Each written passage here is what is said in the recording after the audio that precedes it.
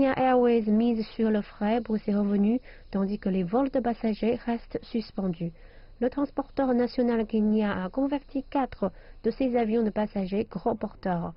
Et la compagnie a loué 12 avions supplémentaires pour étendre ses activités dans le secteur du cargo.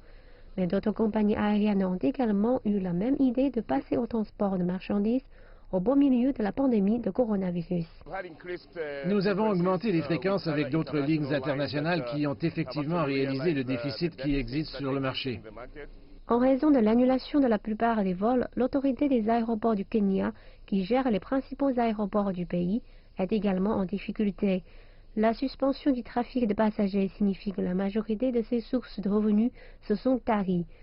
L'ACA dépend donc également du fret jusqu'à la reprise des vols internationaux et nationaux réguliers. Nous allons maintenir la stratégie et la proposition de valeur du fret aérien qui se concentre principalement sur la rapidité, mais en ce moment, nous sommes en mesure de garantir la ponctualité, la visibilité, et c'est la seule façon de nous connecter à la chaîne d'approvisionnement mondiale. Même une grande entreprise de logistique mondiale comme Schenker a expliqué qu'elle s'était ajustée avec son personnel qui doit travailler à domicile.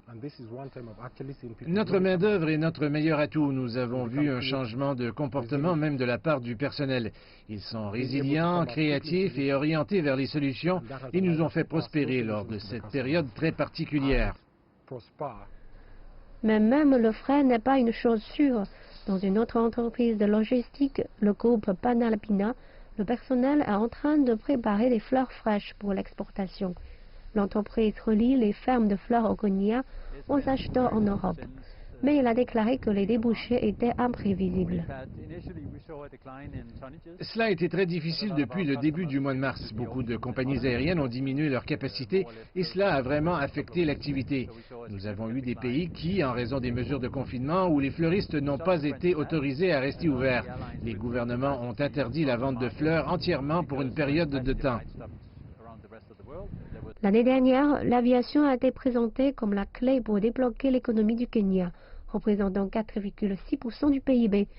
Mais les experts prédisent une lente reprise pour l'industrie aéronautique mondiale. Et on ne sait pas comment les compagnies aériennes fonctionneront dans un monde post-pandémique si elles parviennent à survivre.